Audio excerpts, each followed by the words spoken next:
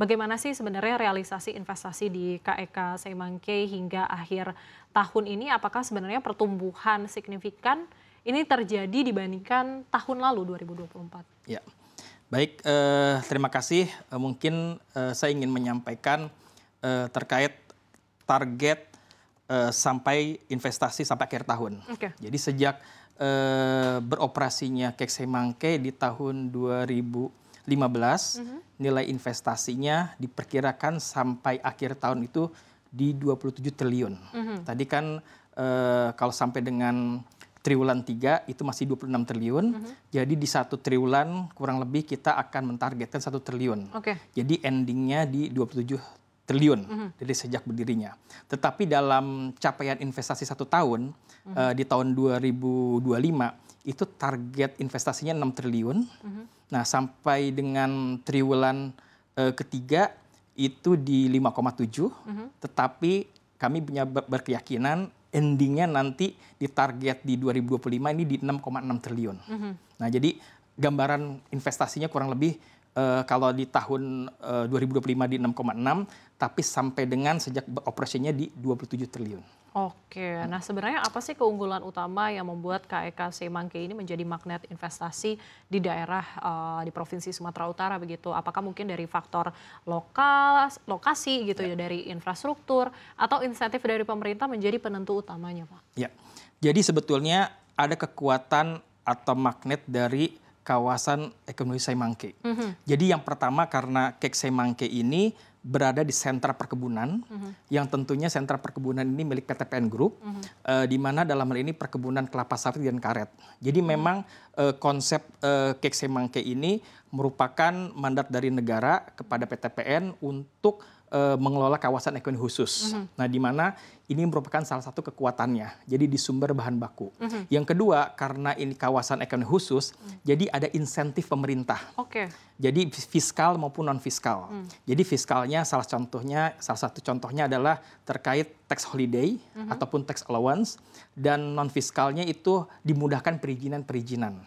Karena perizinan ini kebetulan kita ini didampingi oleh administratur, di mana dalam hal ini administratur ini penempatan dari Kemenko Perekonomian. Terus yang ketiga terkait KEK Semangke ini terkait tenaga kerja. Tenaga kerja di sana relatif masih kompetitif dan boleh katakan lumayan masih banyak tenaga kerja yang bisa diserap di kawasan ekonomi khusus. Selanjutnya terkait konektivitas. Nah, konektivitas ini itu tidak terlepas dari koneksi dengan Pelabuhan Kuala Tanjung. Jadi kebetulan kami sudah memiliki infrastruktur baik kereta api maupun trucking. Jadi secara konektivitas ini bisa dipastikan karena KEK Semangke ini berada di dalam pertengahan perkebunan, jadi terintegrasi dengan Pelabuhan Kuala Tanjung. Selain itu, KEK Semangke ini merupakan proyek strategis nasional. Dan seluruh industri yang di sana itu merupakan kategori industri primer. Jadi di awal dibuat sampai dengan hilirisasi. Kurang lebih seperti itu kekuatannya. Oke. Nah, selanjutnya ini kan bagaimana nih Pak dengan serapan tenaga kerjanya sendiri? Apa sih sebenarnya dampaknya ke perekonomian daerah tempat KEK Semangke ini berdiri begitu? Jadi dampaknya ini luar biasa karena dengan banyaknya menyerap tenaga kerja di sana, tadi kan disampaikan sampai triwulan di 8.151. Tetapi nanti sampai dengan proyeksi sampai dengan akhir tahun itu di 8.678. Jadi dampaknya apa sih? Pasti dampaknya ke daerah sangat besar karena akan hidup nanti perekonomian daerahnya. UMKM-nya akan hidup juga. Dan kita melihat seiring dengan pertumbuhan investasi, pasti akan juga ada nilai pertambahan ekonomi secara lokalnya. Nah, ini yang membuat kehadiran KEK Semangke ini bisa diterima dan berdampak ke masyarakat sekitarnya. Oke, jadi memang perputaran ekonominya ada banyak sekali dan menarik sekali sebenarnya.